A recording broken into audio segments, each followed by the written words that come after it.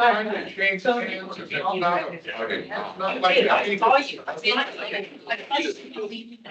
bring the July 16th Board of Directors meeting of the TTSA to order at 9:00 a.m.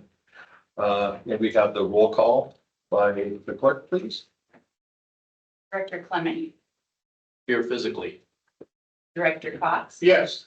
Director Wilkins, Present. Director Hansberg, and President Wilson. Here. Please join me in the pledge of allegiance.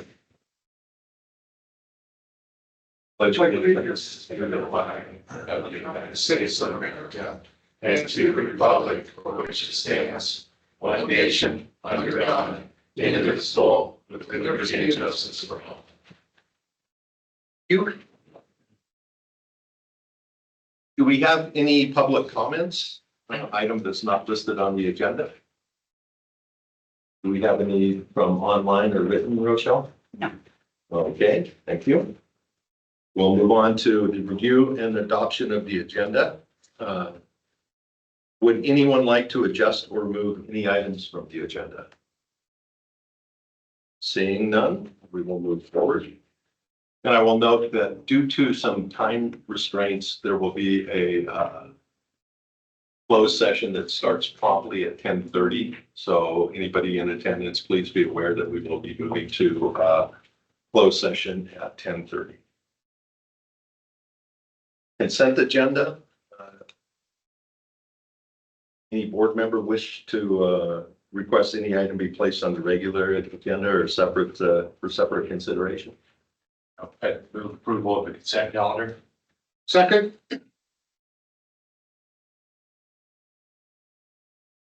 Okay, and with that, you have the motion. All in favor, say aye. Aye. Aye. Moving on to the regular agenda, we have the Eastern Placer County Fire Chief's interest in a land for a regional training facility. Jason, I believe we have visitors today. Yes, so I've been in discussions with Brad, and he's chose to be a representative for the Eastern Placer Fire, different organizations throughout the area, and came to me, spoke, expressed some interest in potentially utilizing some of our surplus property in the future for a regional training facility. Made his case for how it would benefit the public, how it would be a general improvement for the area, something we could do as an agency.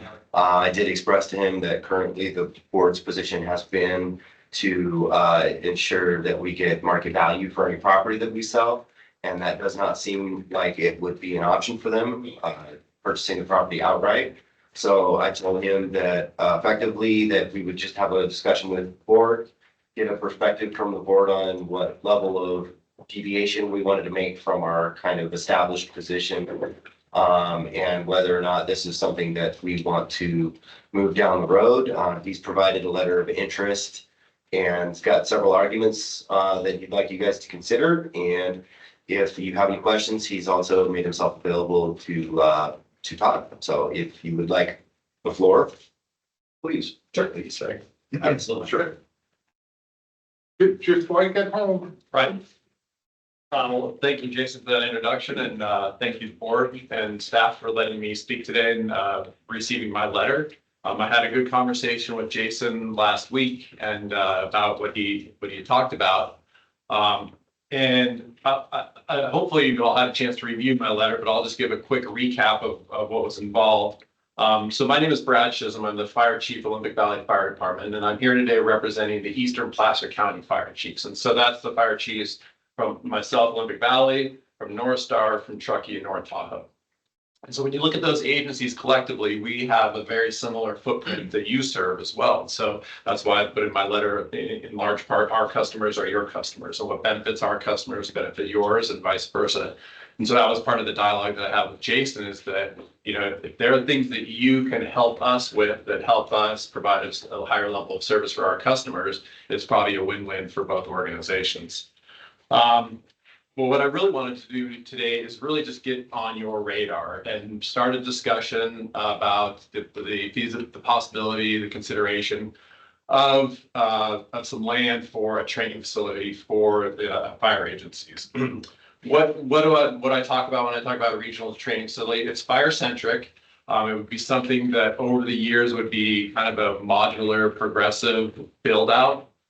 Something around 5-7 acres is kind of what we envision, and that would depend on the scale that we did it. But it would start out with phases, and the first would be just kind of permitting, dirt work, utilities, and then kind of pavement area. And then the second would be the main structure. And the structures that you see today in the industry are these storage containers. They can be stacked in various different ways, heights, widths. They're just like giant Legos. They stand up to extreme temperatures and extreme use and weather over the years, whereas the older structures that were more concrete based tend to spall over time. So that would be kind of the first construction phase. Moving on beyond that, the second phase might look like something where we add props. So we have confined space rescue props, trench rescue props, portable entry props, roof ventilation props, things like that. And then beyond that would be kind of a wildland firefighting area, and that would be kind of just a more vegetated area. And then an emergency vehicle operations training area, and that would take up a bit more land, and so that would be part of the discussion. So that's kind of an overview of it, and it would all just be modular. It would start just with just the basic building, and then see how things evolve from there and build for that. Why a training facility? Touched on it a little bit, but for us, our highest priority is firefighter safety. As you all know, our communities are growing and expanding, not just in population, but in the services we provide. And those services are adding more challenges to the job we do. The current training facilities that we have are pretty much just intermittent props around the various stations in the area. It's not one centric area. We might have a roof prop at one place and a door prop at the other, and it doesn't allow for multiple companies to come together or multiple agencies to come together and get that true sense of training. It's a little bit more theoretical instead of actual, and so we want to try to move away from that and do something.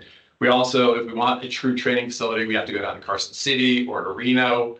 For a hazmat, we have to go down to Roseville. So that takes time away. It adds an expense because we have to cover the district when that's happening. So it would be very beneficial to have something more local for us. And the question would be when. And so we've been in this discussion with various other entities for at least a decade now. And obviously that started with the airport district. And then that got put on hold once this talk about a land swap happened, rightfully so. And now the land swap is complete. It seems like a good time to re-engage. And like I said, just get on your radar. And I don't expect you to have any really vision or take a position on this at this point, but I really just wanted to start a conversation with you. And if you have questions, I'm happy to answer those. Just going through my notes here to see if I touched on anything. Talk about budgets, because budget's obviously important. So we do have money set aside, the 4 agencies do, and that's primarily in development fees. So the fees that can go towards new services instead of replacements. And so that's a very narrow window of items that can be used for that. And this would be one of those.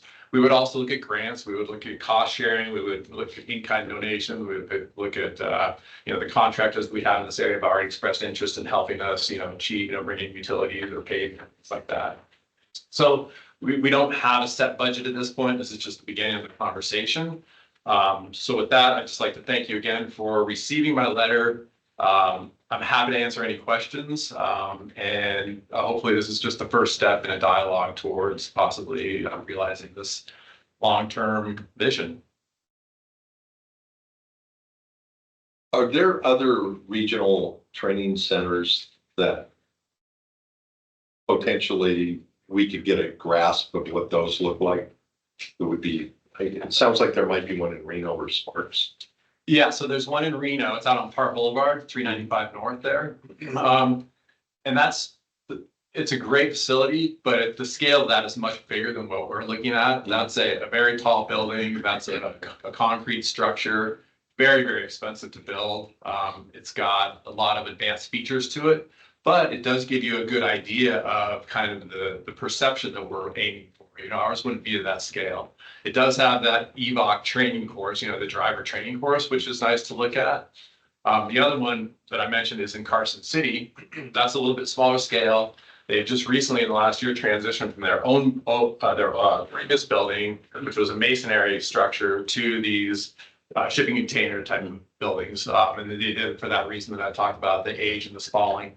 That would probably be a little bit more indicative of what we're looking at. Roseville uses the containers. They've got actually both options. Those are the closest ones. But we've got lots of information. There's companies that provide different build outs for these. It's a whole business.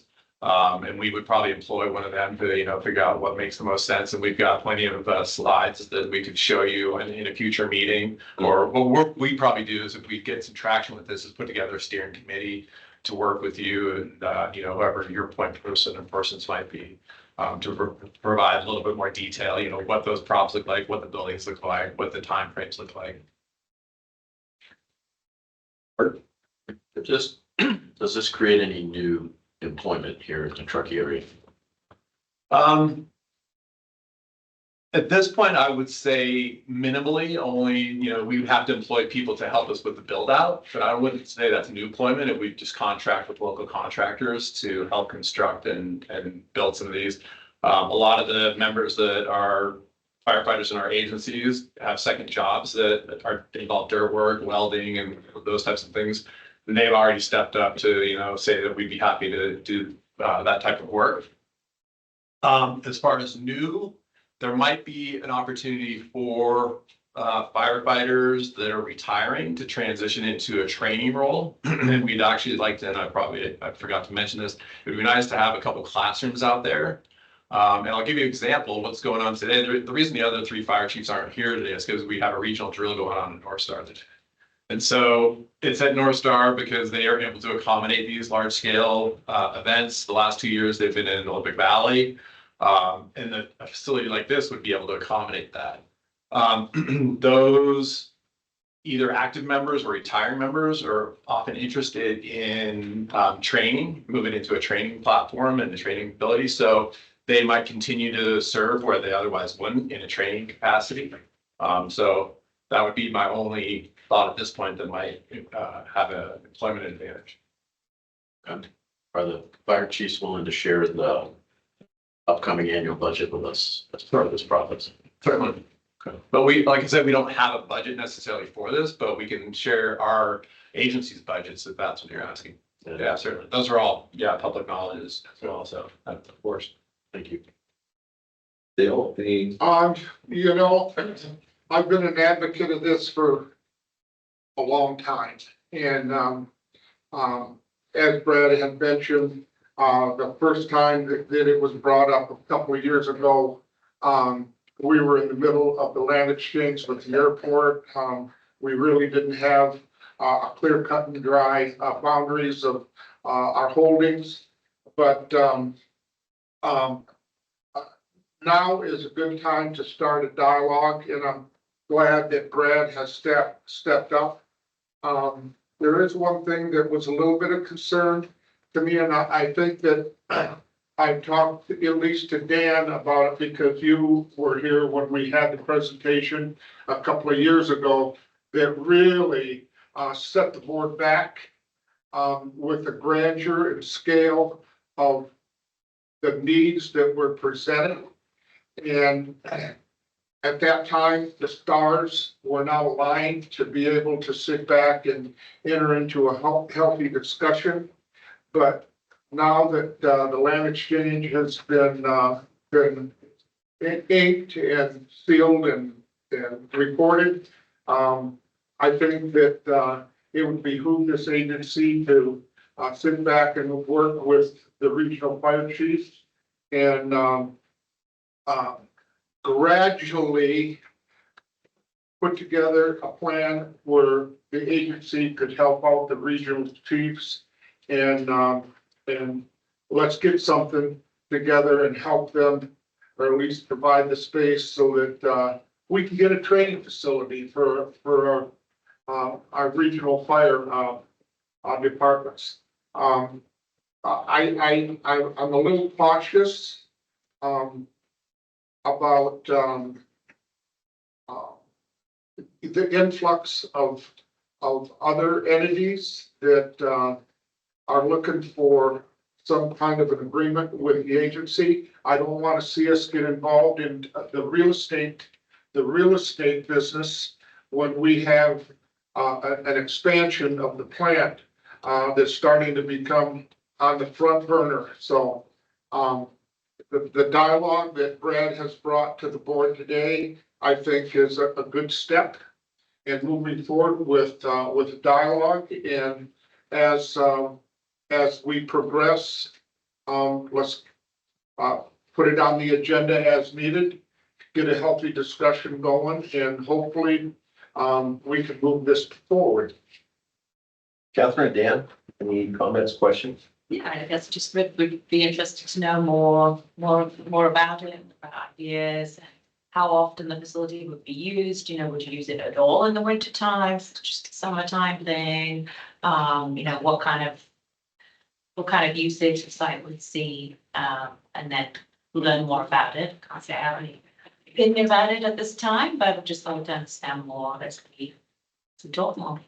Yeah, and I can give a brief overview of that, or that can be a discussion for later, whenever. I kind of like to know how Yeah. often you'd use it. Yeah, so it would be used, Truckee, since they're in this vicinity, would be using it probably more frequently than anybody. But we've already talked about this, and it's like, how is an agency like mine gonna be able to take its crew out of service and come over here and to train? We've already talked about coverage, rounding out one station, another agency covering for that. And we've already kind of looked at how that would look like.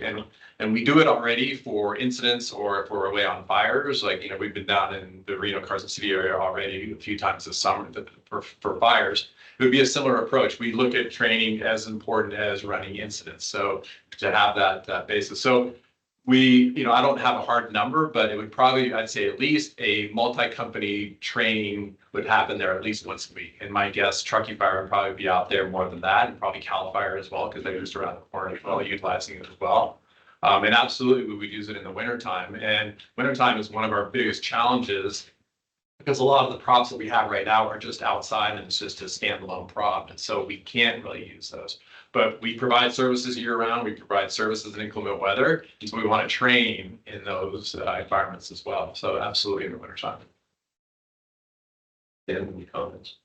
Yeah, what are so if something like this were to be built, where would the money come from to build it? Yep, that's the question, right? So like I alluded to before, so we do have development impact fee money that is set aside already for specific new projects instead of existing projects. So that would. So when you say we, who is we? So Big Valley Fire does, Okay. and the other agencies do as well. And as it's a little bit challenging to spend this money, find places that qualifies for it, because what it is, it's a tax on new construction. And so it has to go to expanding services instead of existing services. So when we're expanding services, like, are we building a new station? Are we building a new app or buying a new apparatus? Not a replacement apparatus, but a new specific apparatus that's specific. So there is speaking for Olympic Valley, we have a fair amount of money already set aside for that. We have a couple $100,000, and that's just a small agency. Truckee, North Tahoe, North Star have the same things, but on a bigger scale. But of course, grants would be part of it. Cost sharing, and getting creative with ways of, like we talked about, local contractors have already said they'd be interested in trying to help out as much as they could, volunteering their time.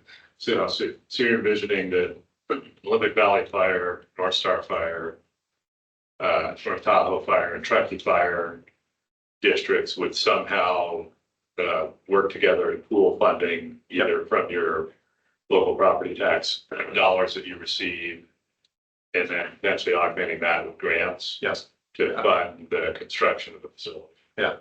Okay. Yeah. And I don't want to get too granular on this, but since you're asking this, great, is like, if we have these classrooms, training has become very lucrative in the fire service since COVID. It's become, classes that used to be, $200 a week are now $800 a week. So if we could offer classes here and we had instructors that were qualified, that could be a ongoing revenue source for us as well. So it's something that we don't have hard numbers on. We'd have to see, how that would look, but those are the revenue sources. The other is, and we wouldn't want to charge much, but we would probably offer, reach out to Sierraville and other, more of the regional agencies to offer them to come in and use this facility and maybe, for an annual contribution. And that's what we do to use Carson City. We collectively pool an annual fee and we pay Carson City Fire Department who administers that. And we can use it annually. So. And then do you have any sense as to how many acres of land you'd be talking about? I'd loosely say 5 to 10, and a lot of that would depend on if that driver operator course would happen or not, because that's obviously widespread. If that didn't happen, 5 would be more than enough. And then there's that wildland component where we're not burning anything, but we're practicing what are called progressive pose and pump and roll applications, and things like that. That take just a little bit wider area. Okay. So, but we're more than flexible in that conversation. Yeah. So I think it sounds like your purpose in coming to us is just to introduce or reintroduce us to the idea. Dale mentioned a few years ago, Truckee Fire brought a similar conversation forward. And then you get any read from us as a board that we wanted to provide. So from my perspective, the notion of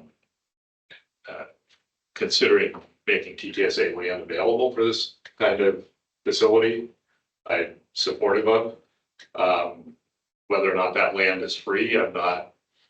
I'm cautious about, well, gee, it's the fire department, so we're gonna give them free land, but it's a PUD, so we're gonna charge them. The notion of, and I understand you're trying to manage costs on a project like this, but this is also a big project, and if you've got land you have to pay for, it means your project budget goes up a little bit, but that may just be the situation. So, from my perspective, the notion of TTSA land, working with combination of the fire departments for TTSA land to be used for something like this, I'm supportive of. I'd be more of a mindset that we'd be looking to sell the land at fair market value, which is, the basic, premise we've kind of set as it relates to other entities, and whether or not there's a reason to move off of that, there could be, but what I would suggest in terms of preliminary budgeting, at least I'm just one board member talking, Sure. would be if you're looking at TTSA land, to be assuming that would need to be purchased. And maybe there's other large landowners in the region, fire district, airport district, I don't know, who would be willing to provide free land. But Yeah. Again, I'm just one board member. I don't know where the other board members are. I don't think we need to make a decision on that today. I think that's a conversation we should have another day. I think that where we're at right now, as far as for, revisiting this issue, I think it's time, like I say, the stars are aligned. We have clear cut and dry, boundaries of our holdings, and, like Brad had mentioned, he's just letting us know that there's interest. Yep. And this is a very, very preliminary thing. The only other entity that we've discussed was the Truckee Downer PUD. Now we have two entities that are interested.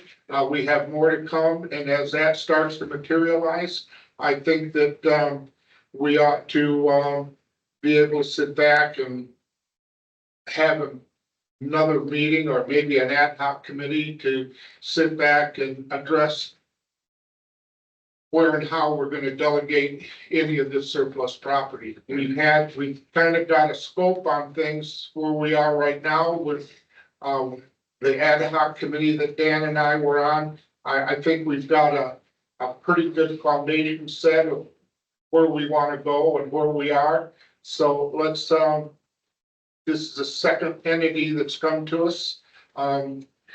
Let's wait and see what else happens. Yeah, I think there's another entity too, which would be the Mount Ricky School District. Right. So we've got those two entities, fire issue. There's no doubt in my mind whatsoever that there's a benefit to this.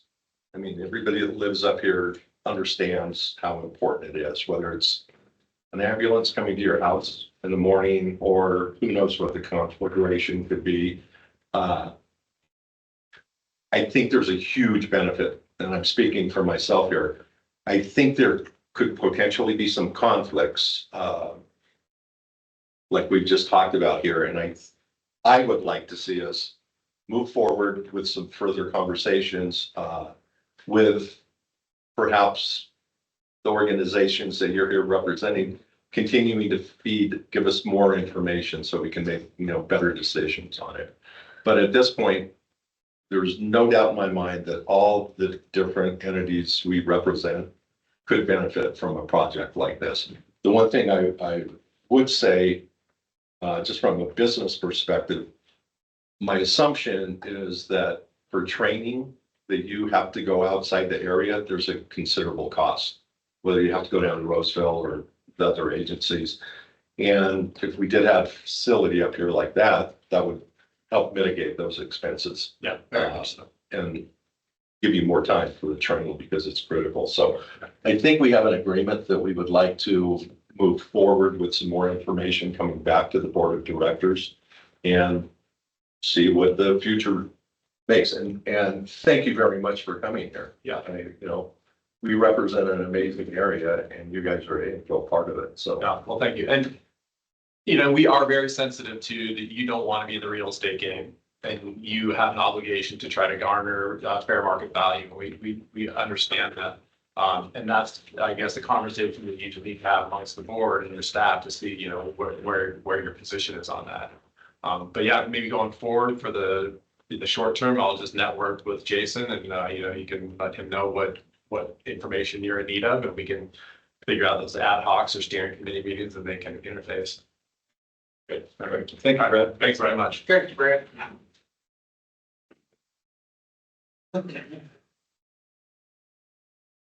Let's go ahead and move on to public hearing, public comment relating to the board's consideration of adopting resolutions for the 2025-26 tax roll billing reports. Liz, I believe you're Liz over here. No, right over here. As of right now, we have not received any public comment related to the delinquencies going on. Okay. Would anybody here like to make a public comment? No written whatsoever? No. Hearing none, we will close public comments. Move forward. So Yep. the item before you now are the actual resolutions that we will need to give to the county that will put the 3 parcels for Nevada and 5 parcels for Placer on the tax roll. And I would recommend, because we're kind of tight on time, is approve all 3 at the same time. If that would be okay. Okay. At this point, do we have any motion to approve? I'll make a motion to approve all 3 of the resolutions to place the delinquency charges onto the county tax rolls. You would second. Second? Thank you. Rochelle, I believe we need a roll call on this. Director Clement, Yes. Director Cox. Yeah. Director Wilkins. Yes. Director Cantzer, yes. And President Nicholson. Yes. Jennifer. And now we'll move on to the PRI. Yes, PRI. Scott? Morning, board members, Scott Fleming, senior engineer. Today we're looking to award the PRI rehab project. A little background I gave in the memo, but basically this project was identified in the 2022 Corolla Sewer Master Plan that we had provided. They went through and they looked at the TRI holistically and basically identified areas where we're at risk for future failures. This was the top project on that list, but multitude of projects we're gonna be bringing forward over the next couple of years. With that, there's 1,400 linear feet between two reaches of manholes that need to be lined. That was identified in a study that was done, a preliminary design report that was provided to the agency last fall. And with that, we put the project out to bid with the final design plans and specs that I included here. Traditional design bid build approach to the project. The agency received 2 bids. I've included those 2 in the memo as well for you guys. And some big notes here to take away is that the design building was the apparent low bidder for the project. They had multiple bid irregularities. We did confirm with legal that those bid irregularities were enough to notify them for basically us marking the bid as non-responsive, and they were notified and given the time to respond, and we did not hear any objections. So with that, we'd like to move forward with recommending to the board that we award this project to In Situ Form, which is the apparent second low bidder. The other thing I'd like to mention too is that we did have an engineer's estimate I put in the memo for $3 million. I have some additional information if you guys like to hear about why that might potentially be there. But other than that, really, it's just one of those projects we need to work with line to get ourselves away from that potential risk of failure in that segment. It is a 50-year-old pipe with the liner. So Can you expand on the $3 million? yeah. So since I offered that up, I reached out to the consultant to provide us some additional information that led to them providing that estimate. So a couple of things played into that factor. Specifically, they were looking at potentially qualified bidders or contractors interested in the work. And the state of the market right now is that most of the contractors are pretty busy, and they were concerned that due to our location, it's hard to attract bidders up to this region to mobilize. So with that, they thought there was going to be a premium put on the contractors to come up and mobilize to this specific area of the state. Additionally, they mentioned that there's current tariffs and market uncertainty. And so the contractors were nervous. And so they put a 20% market factor on top of their original estimate. And then some of the other reasons that they added on to the estimate was they mentioned the bypass piping. So there was a discussion with the former board member here about strategies for how to install this liner. So what's required is we're going to need to put a bypass set of pipes on top of the Truckee River Trail between Alpine and Olympic in order to bypass the sewer line to perform the installation of the liner. And so with that, cost historically has been pretty substantial for contractors that elect to subcontract that work out to bypass contractors. And so our consultant was concerned that based off of previous costs that we've received for bypass pumping in the region, that was a pretty substantial number. They baked that into their engineer's estimate and it came out quite high. That did not materialize in the actual bids received from the contractor with any subcontractors listed. Additionally, there was a Caltrans shuttle that was stipulated with 24/7 requirements added that they provided for $300,000 on top of the original estimate. And then the overall lack of commitment with the trail closures and time allowances kept BC concerned as well with the overall project cost. So there was just kind of a multitude of wrinkles, if you want to call it that went into the engineer's estimate that they built in a safety factor just due to their lack of data in our region bidding out these projects. So good news is it went one direction instead of the other. Obviously, we don't like seeing bids come in that low relative to us budgeting for the project. So, but overall, the project is still on time and in budget. So And all the permitting it's handled, so we're good to go. We are. need to approve. ready to roll. Yeah. So Scott, this $3 million preliminary estimate was something that we entered into our budget for this project, or how did I think Liz can answer that question for you. 2.5 million is what's in the CIP for it right now, and it's a 1.1 priority, so we knew we'd come out of the gate going with this. okay, And we have the cash to pay for it.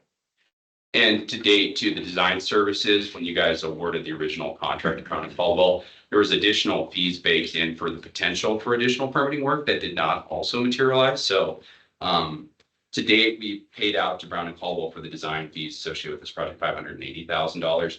The original fee was $761,000. So the second item we'll talk about in a minute is the follow-up, if you are to approve this one today, is needing to have construction management services tied to it. and where is what is it called, Intuit's form? Oh, In Situ forms? Yes, Yeah. where is their corporate headquarters? That's a great question. I don't have the bid in front of me, but they're a multi-state, very large firm that performs this work regularly. We could probably get the bid and answer that question later for you, Director Cox, if that's something you're curious about. goes out of state, we don't know if it's out of state. I mean, they do a ton of work in Northern California as a whole, so they're one of multiple interested bidders we were hoping to attract to do this work. So they have plenty of experience doing the work in the region for Northern California. But yeah, I don't know the specific shop they'll send up. So for example, digital scanning work is supposed to start for us in the next couple of weeks, and they're sending a group out of Phoenix. Historically, they sent a group out of LA, but now it's out of Phoenix. So it's just the nature of this unique kind of specialized work requires us to attract contractors out of state a lot of times. Catherine? I only have one question.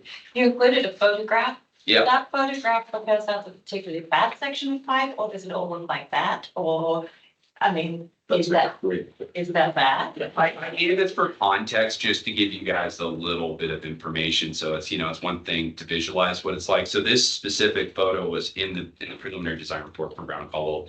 This snapshot was taken from our digital scanning that shows you guys basically why we have concerns associated with this. So the strategy with the TRI was it was designed and built in the 1970s to use gravity flow to bring it to the plant here instead of having to pump it all.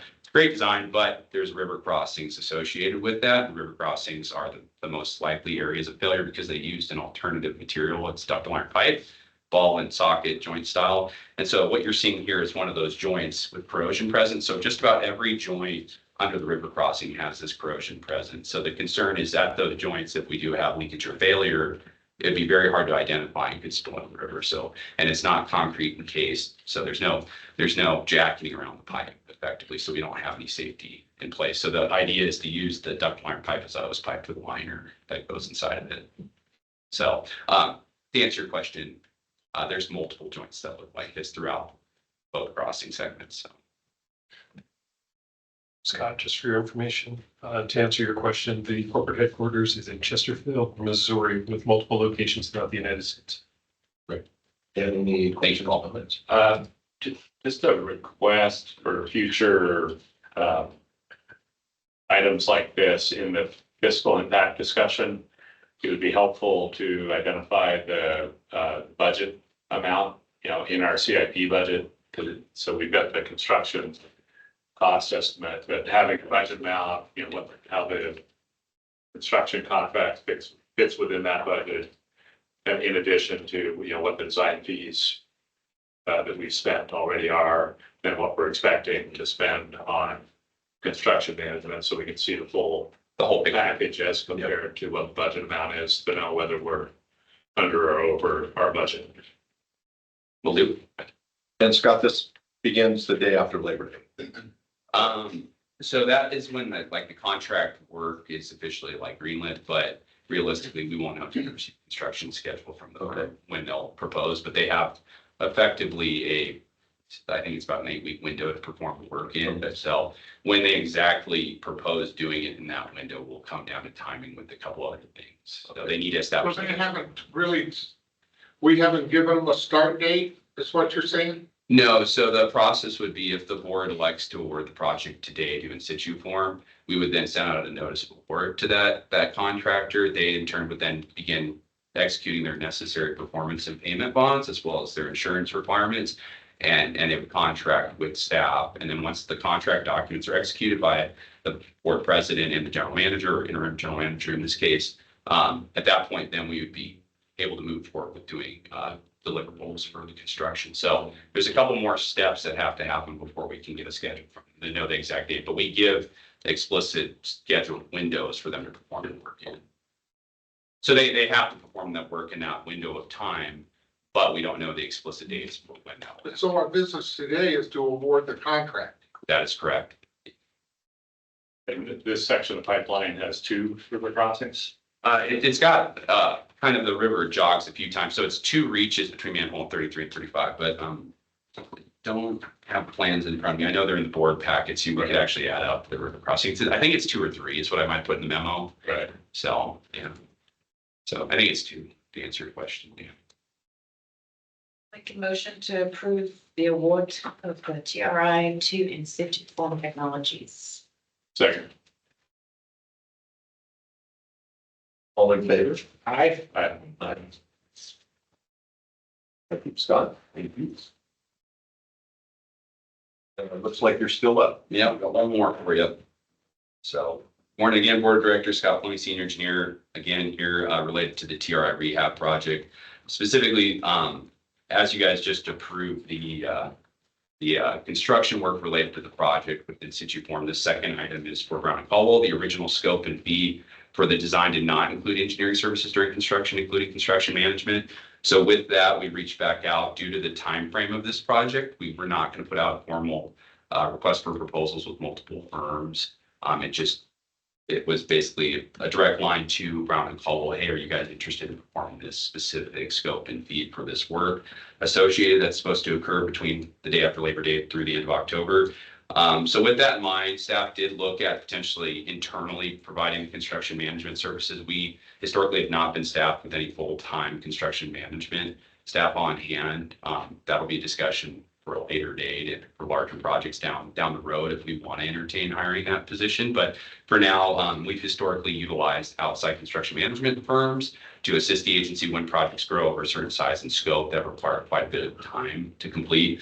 So with that in mind, Brown and Caldwell did provide us the scope and fee, which are attached to this specific recommendation to the board to perform the work associated and needed for this construction project. That fiscal impact is $294,000 total. Their fee for $266 with potential for up to 10% additional if certain unforeseen conditions were to occur for you guys to review and approve today.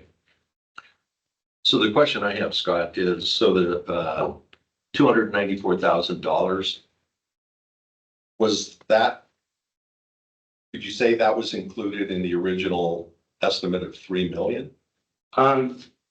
So this is something we can talk about a bit as we work on the CIP and identifying and breaking out funds. But historically, my understanding is that as we budget for projects in the CIP, we assign it at the total complete amount for all construction related activities. I'm looking at Liz and Jason on this one to jump in. It's my understanding as well.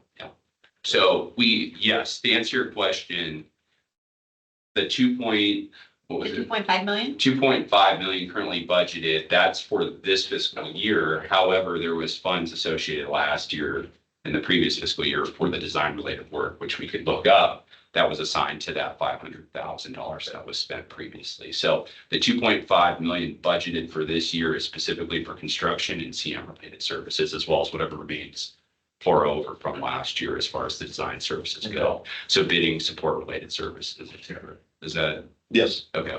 Thank you. Is it right to say though that a large amount of this contract is really biological monitoring rather than so much construction management? Yeah, that's accurate. There's permitting requirements for on-site inspection. There's also SWIP as well. So, yeah, it's a combination of items that for the overall services and fees, Brown and Caldwell did all the permitting related items for the project. So they're familiar with them. It's just bringing anyone else up to speed would take additional time. So, correct me if I'm wrong here, Scott. Our contract with Intuit Form or whatever is 1.2.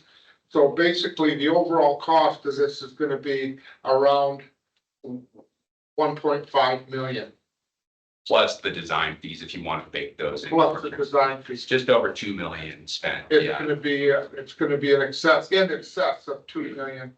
And our estimate was 3 million, so we are under budget, but not as grandiose as what we originally thought. When you add in the management fees and everything, we're gonna be just under budget. That's a fair statement. Thank you. Any questions? Other questions? Public comment? Did we receive any written? Okay. Do we have a motion to approve? So moved. Second. Thank you. All in favor? Aye. Aye. You 2 for 2, Scott.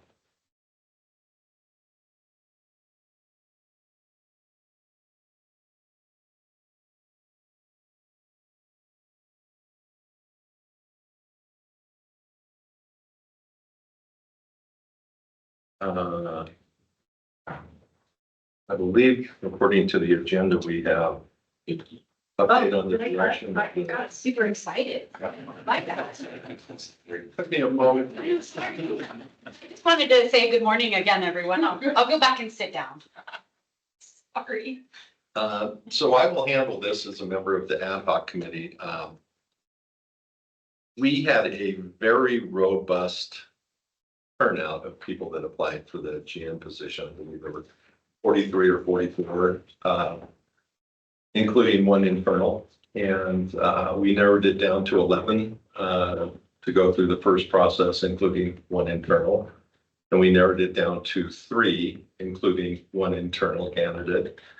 And the interviews of the 3, our internal candidate, Jason Hayes, was number 1. And so we have extended an offer to Jason to be the next general manager of this pretty awesome TTSA organization. It hasn't been completed yet, so we were kind of forced to move things up a little bit. But that's where we're at. And I will just say that having been there from the very beginning, Jason, you did a remarkable job with the interviews. And I will also say that the expectations of your success are very high. So that's where we stand on the update. Any public comment? Anybody want to say anything? Congratulations, Jason. Thank you, Director. And we will need to sign some papers here in the near future, hopefully. So I feel that our organization is in very good hands. Thank you. So assuming process-wise, it would be most likely our August board meeting where we would be approving a contract with the general manager. I would certainly think so, yes. Yes. Appointment. But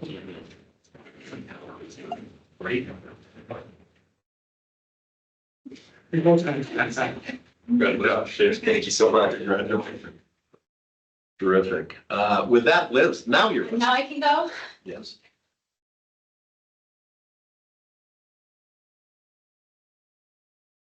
Not that I have to follow that. Give us a second, we'll get the presentation of the PowerPoint. So I'm here to talk about the June 30 financial results as we deal with technology and get the charts up. I will share with you that we are not finished with our year-end process. So these are our month results, but we still have accruals to go, and I will be bringing the full year-end results to the next board meeting.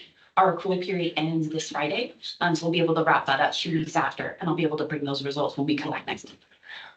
So you'll get 2 for the price of 1.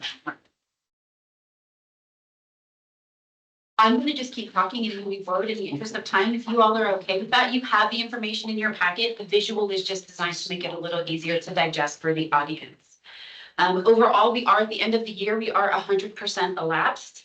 Fund 10 for revenue sides, we came in at 102.5%. There was an unexpected $127,000 that came in from ad valorem taxes, and that was an RDA pass-through that we didn't anticipate that we saw. I got excited, we got our 5% early, and then I remembered where the 5% comes from and settled down. For Fund 2, 105% of our revenues ended up the year, and that really was fund interest driving over. You can see we had a $700,000 budget, and we beat that definitely. We also had some connection charges coming in this month. It's busy time. We anticipate that revenue to stay steady. Are there questions on monthly revenue before I move to the expenditure side? On the expenditure side, as I noted, there are no accruals. So we were about 90% for Funds 10. There are some monthly, we want to make sure we have 12 utility payments, any of our service agreements. Accounting's actually going through that right now to make sure we catch all of those accruals. If you flip through the warrant, you'll see that we paid for services in some instances only through May. So we want to make sure we grab all of those. I will point out that there was a footnote to Fund 10 on the expenditure side due to timing.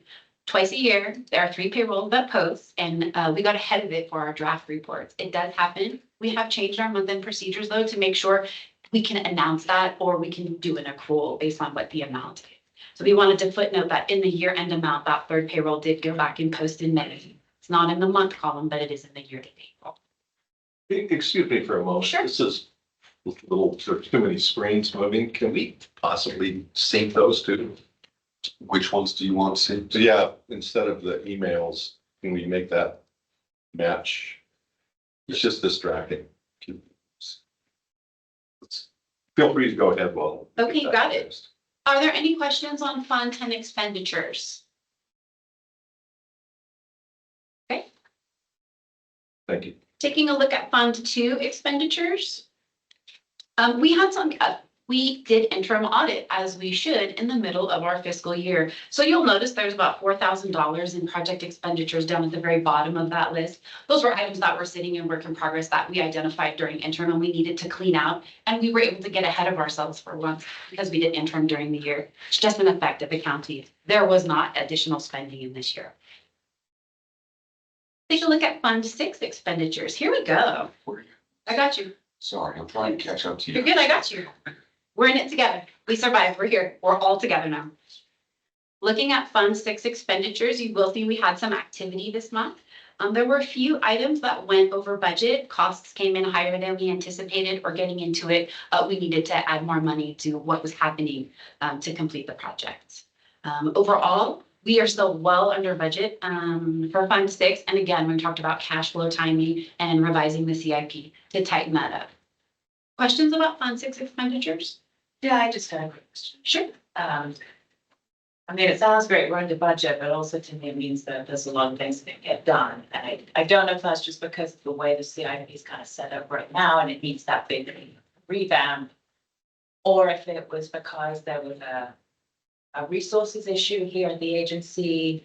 You know, it wasn't monetary, but is it anything like stopping and getting things accomplished here internally? So that's just what I'm curious about. Absolutely. We take a stab at it first. No. Okay. Not a staffing resource issue. It is a projection issue. How much can we do in what year? And taking an existing capital improvement plan and trying to fit it into the budget. As we talked when I delivered the budget, questioning why are priority 3 projects that are very unlikely to happen included in the budget. It was how we could keep our hands around it. You won't see that going forward once we have that formal CIP. So these types of, wow, we've had $12 million and we spent $2 million should not be happening unless we come to you and say, this is what's going on and drove that. Great, I'm really excited about this planning phase. Yeah. Me too. It's one of the best books. Any other questions on capital spending for Fund 6? Okay. I think we're good. Okay, let's talk quickly about cash. Before we actually talk about this month's cash, you will notice that there was a May revised cash statement in there. I grabbed the draft copy. Michelle was still working, and at the very end of the month, we do our adjustments for our HRA and FSA account. That adjustment of $18,000 was missing. The bank accounts were not wrong at the end of the month. I grabbed the wrong reports. Again, changes in SOPs at the end of the month to make sure that doesn't happen again have been implemented. The most important part is that cash was not incorrect. If we look at the June 30 statement, you can see that we ended the year with about $46 million cash in the bank. It's a good story to tell. One of the things I want to point out, and we talked at length about it at Finance Committee, is this is a cash allocation report, which to me means something different than a cash report. There are impacts to journal entries that we do in accounting that will impact the amount of change that you see that's not just cash. So that's a long-winded way of saying, I'm working on an actual cash flow statement because as we did our interim audit, we wanted to do some of our bond entries ahead of time. So as we're booking against long-term liabilities and short-term liabilities, it's changing things in the background that are not presented to you on this report. Again, I will stand by, there's $46 million in cash in the bank with our name on it. When you look at the amounts of change in the accounts from month to month, that's where there's an accounting function that's overlaid in there that is not illustrated on this report. So I will work to bring that information back. But what has happened is we had 1.1 in Fund 10 particularly, we had about $1.1 million in payments. We still have some adjusting entries that we are making related to bonds. We have to adjust at the end of the year, long-term and short-term liabilities. And that's what's impacting those cash allocations. So I just wanted to point that out. As we evolve this report, it will change and I will make sure I point out those changes to you all. Questions about cash? All right, the item before you then is to approve the financial results for the month ending June 30. I'll move to approve that we approve the financial results of the month ending June 30th, 2025. Second. All in favor? Aye. Thank you. Thank you. This, I believe you're still. I'm still here. Podium. Officially, I'm supposed to still be here. I'm not supposed to sit down. Okay, let's talk about other post-employment. Oh, we can turn this presentation off. I just don't know how to do it. Okay. Let's talk about other post-employment benefits, specifically the retire premium reimbursement piece of it. There are two pieces to this item. One is in housekeeping in nature. We changed titles for the finance and admin position, so we want to change it to CFO. We also needed to overlay the interim in front of general manager, so Jason and I have the ability to sign these documents. So that's the resolutions that are before you. The request that we're asking the board to approve is that we want to request a $583,500 reimbursement or disbursement to us for retiree premiums paid in FY25 from the CBER account where we fund this. This is the purpose of this account. That's why money goes in there. We've had great results. And so we will be overfunded at the end of this year based on our investment results. That's why we're coming asking for this reimbursement. We spent about $900,000 on retiree premiums. So this is 100% offsetting it. Every 2 years, we do evaluation by the actuary that includes demographics. We update how long people are living. We update what the cost of medical premiums are. In our report right now is not included the medical premium that increased the last year for retirees, that Medicare piece. It was substantial. So there is risk that our liability will increase. We had great returns this year. So what I'm saying is we could have asked for more. I'm hedging our bets that we don't have to make a contribution next year by trying to balance our returns with taking that disbursement. Questions? Yeah, so Liz, isn't it also true that we don't have to be at 100% funded for this either? We do not have to be at 100% funded. Right, sure, it's pretty impressive that we are as well funded as we are, and that's great for all the employees. My question on it was more just, you receive that check back, does that go still into sort of an account that is earmarked for that purpose, or is it going back straight into the general fund? Where does that money go back to? Great question. It would come back into the general fund.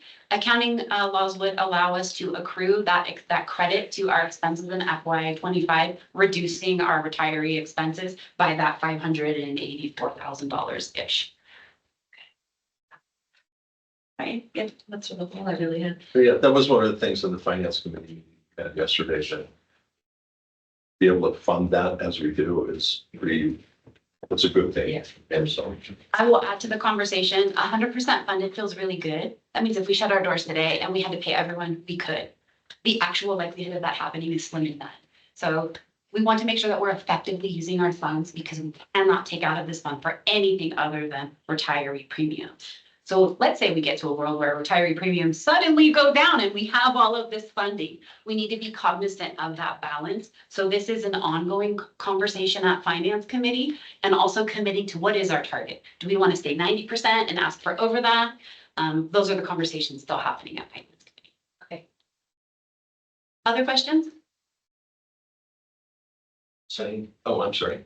I don't have other questions on this, but I would, if other board members are interested, for a future board meeting, like to get a better understanding with retiree healthcare benefits, how it works, because we've got retirees who are not yet eligible for Medicare. Yeah. And then we've got retirees who are eligible for Medicare. And it would be helpful to me to understand how that works, right? So effectively, are we paying retiree healthcare that's on top of Medicare for those retirees who are eligible for Medicare? Or is it, and how does that premium structure work? Okay, So, Is that something I can bring back to another meeting and also include some actuary report conversation? It substantiates some of so that. it's probably a question to the other board members, because I'm just one board member interested in this topic, whether there's two others interested in it. You got it. I'm excited to talk about it, so. Yeah. Wasn't a lot of that information in the packet that we received with the, In the packet that you received at Finance Committee, I gave you the actuary report. It did not include that at the board level. We just have the PACTA letter where we write Okay. the recommendation based on that actuary report. okay. And does it differentiate this topic on, really what I'm curious about is how does it work? Because I think prior to people being eligible for Medicare, basically they're just eligible for our current healthcare package that all of our employees are. What I don't understand is once someone's eligible for Medicare, what happens then? That's the piece I need to check on specific to this agreement. Most times in most trusts that work this way, it bridges the gap. So Medicare is the first premium that's hit, and then anything over and above that would fall into this category that we're paying for. But I want to get some more specifics and give you an example of that. Yeah, and really what I'm curious about is there's probably an average cost per person or per household for folks that are not yet eligible for Medicare, and then there's probably another number for people that are eligible, and I'm just curious how much of a difference that is. Got it. Is the board interested in that presentation? Yeah, I mean, I find the whole medical and retirement portion of the finance the hardest part to understand. So sure, I'd appreciate education on that. I get one more vote? All right, Absolutely. 3-2. We'll make it enjoyable, I promise. Okay. So the item before you today, are there more questions I can answer before we get to the item for approval? Provide costs for that meeting. Yes, of course. I'm sorry, Bert. She's gonna provide costs for us, not being. Maybe an interpretive dance session to keep waiting to be able to do that. Any more questions before we get to the recommended action? All right, then before you are two resolutions to approve, again, housekeeping in nature, and then approval of the request to request reimbursement of $583,500 to offset retiree premiums. I move to approve resolutions 18-2025 and 19-2025. Okay. Motion by Director Hansberg. Second by Director Cox. And I believe do we need a roll call on this? Yes. We do. Yes. Director Clement, Yes. Director Cox. Yes. Director Wilkins. Yes. Director Hansberg. Yeah. And President Postle. Yes. Motion approved. So we're moving pretty good and Keep it up, keep it up. I think we can start off with the department. This one. Michael?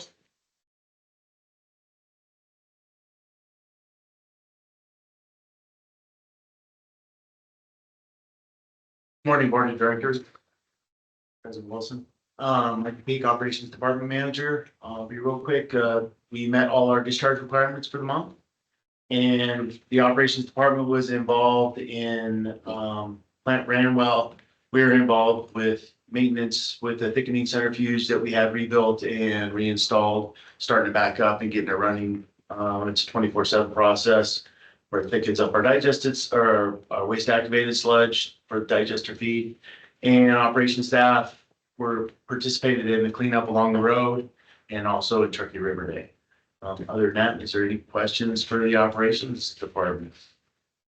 Real quick, cleanup along the road. I didn't really realize we needed any cleanup. What did we do? We just picked up trash. We had employees who volunteered to go along Butterfield, Drugger Drive. Okay. And it was in coordination with TSD, the airport, and the town of Truckee. There were some areas before the actual cleanup that happens on that Saturday. We just do some of our areas. We go along the road picking up the stuff that truck drivers like to throw out the windows and stuff. So we did a lot of cleanup along there, bagged stuff up, took it over to the town and provided us a little pizza. Thank you. And yeah. So a quick question, you know where the cars park, there are certain areas where they park and is there much trash where they're parking? I mean, it doesn't seem like it to me. Typically, no, and we have seen that be an issue. That was part of the reason why we, went to the no parking at night. It was happening, I think, more when people were camping out overnight than it is just the regular day use, in my opinion. But we have seen where some people have illegal dumping along the road.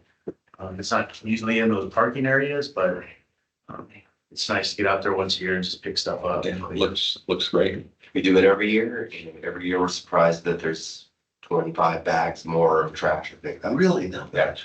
you'll see entire portions of vehicles, just brand new stuff. You can't see it from the road. So Hides and safer. Yeah, exactly. Well, thank you, Michael.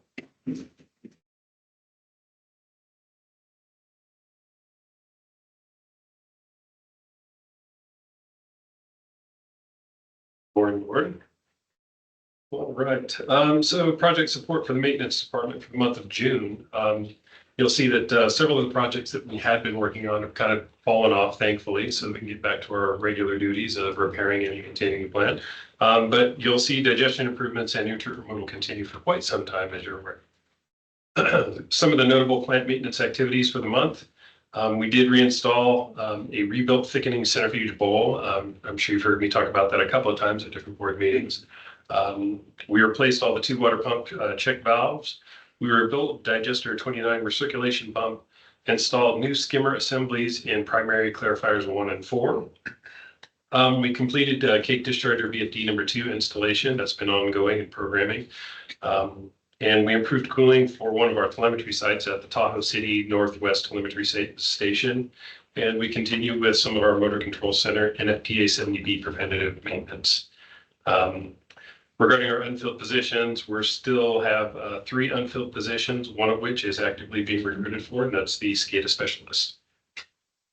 I did want to take a moment to extend my gratitude to 2 individuals, one of which couldn't be here, and that's Tanner McGinnis. You've heard me talk about the warehouse project. He's been huge, a huge part of that. He got us over the finish line. He brought a lot of expertise. He brought his background from previous employers to this and helped us out and get that completed. So he created a lot of the reporting, the processes and things like that. So we are active live with a warehouse currently. One of the other individuals, I'd like to introduce Jeffrey Neverett. He stepped in and filled in for a lot of the duties for Tanner so that he could have the capacity to do that for us in the warehouse. Jeff, he really did an outstanding job for us. From scheduling to being available for training, safety, coordinating with vendors. He did an outstanding job for us during that time. So I just want to take a moment to thank you for your help. Thank you, Jeff. Much appreciated. And if I may, I love warehouses. A lot of my career. Come on. A lot of warehouses. Sorry, said something else, didn't you? No. Two different weather, can't get around the other. I wanted to make sure. And I took a brief tour of the warehouse, and for what we do and where we were, it's light years. I mean, and it comes down to the special, do I need that specific bolt or do I need that specific valve? And being able to find them and have them in the inventory makes a huge difference to how easy things can be. So to Tanner and Jeff, thank you guys very much. Yeah. It's one of those things that get overlooked a lot, but when you need them, oh yeah. It's also worth noting that one of our staff members, Jaime Garcia, he's working down there day in and day out. He keeps these things straight. He makes sure that everything's reordered. All these processes that were put in place by Tanner and helps us get where we're at. He keeps it going day in and day out. He does a great job for us. So. Please give him our thanks as well. Absolutely. Any further questions for the maintenance department? I think we're good. All right, thank you.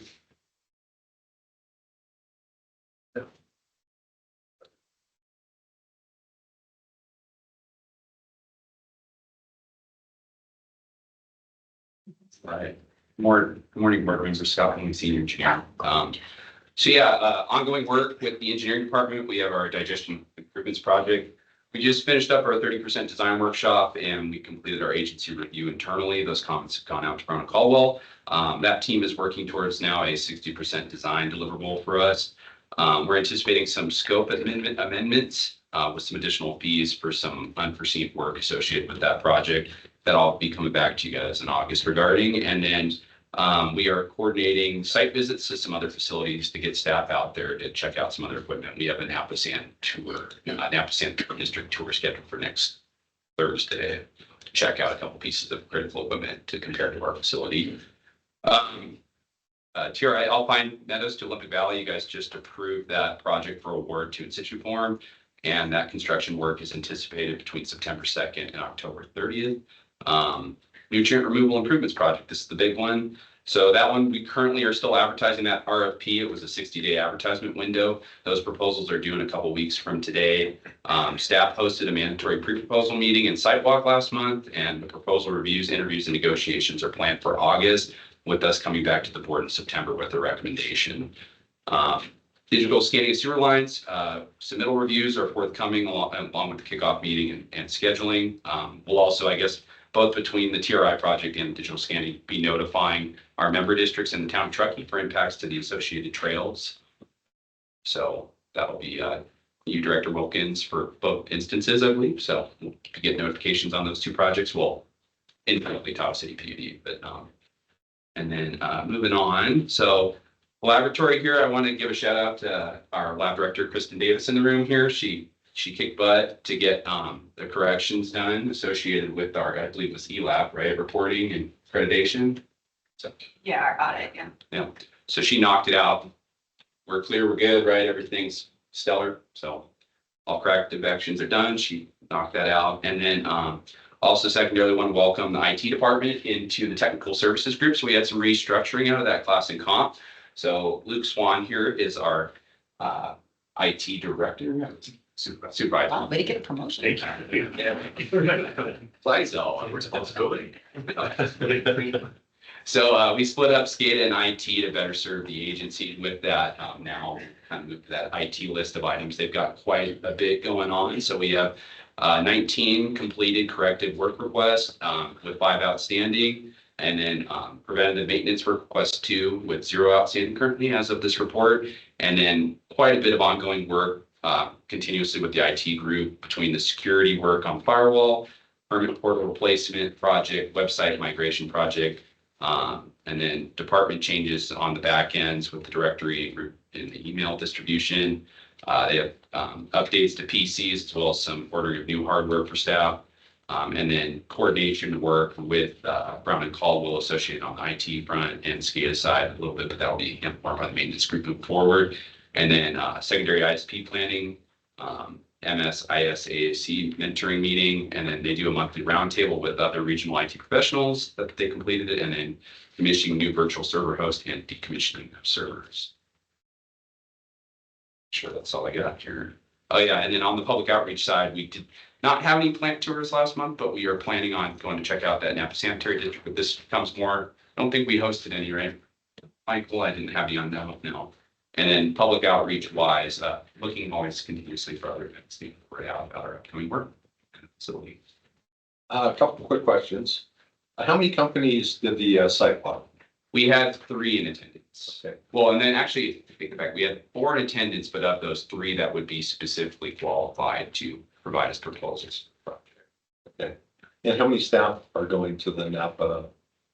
As of right now, 5 currently, so but we might have a couple more just depending, so Okay.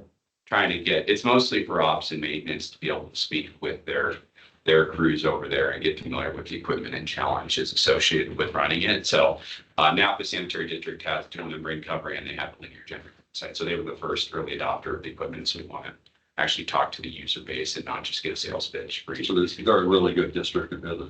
Yes, yeah, so they'll have hopefully good information on both, and I just think getting out there and talking to people on the ground, dealing with the equipment was prudent. And then we also intend to schedule tours with potentially Santa Rosa. They have the waste gas burner that we're looking at installing, slightly bigger version, but of the same model, more or less. So that, and then speaking with some colder climate facilities about some of this equipment as well, specifically the dual membrane cover, and talking to some folks in Utah or Colorado that operate just to make sure we're not missing anything from a snow country perspective. So thank you. Other questions from the board? And thank you two very much for the job. Well done.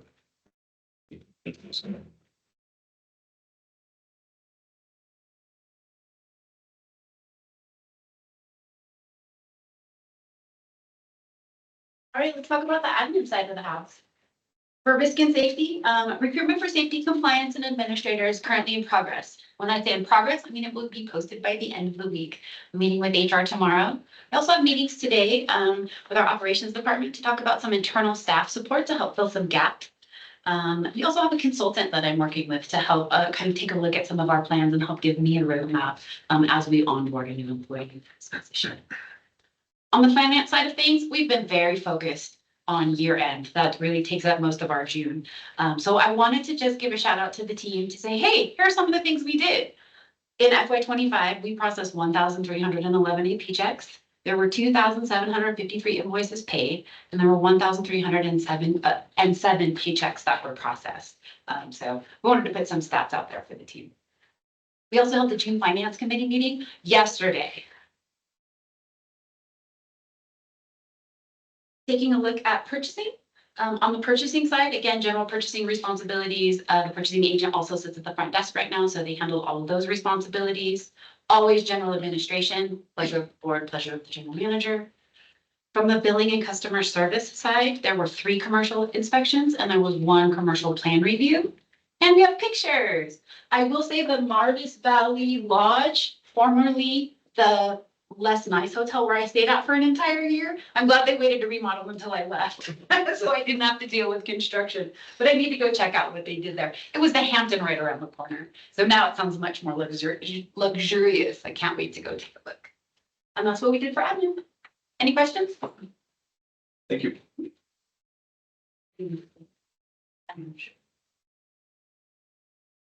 Okay. Okay.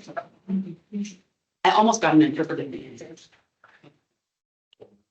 Yeah, obviously not a super heavy report with the transition and a lot going on. So the typical support for the GM, and it was the contact with Brad from the Olympic Valley and kind of coordinating that. And we're always kind of coordinating a little bit on the side with the TDPUD and all the different, the school districts, all those things that are going on currently.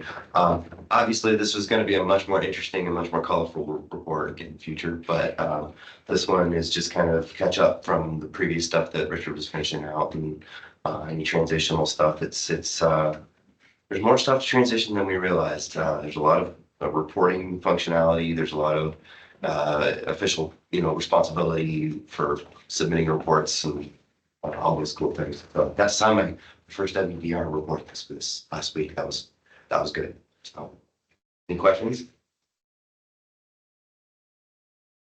I think we're good. Thank you. Oh, and thanks to Olympic Valley for hosting CSDA conference. It was cool. Very nice. Very good. We're on the schedule. If we need to take a break and we'll move into the closed session at 10:30.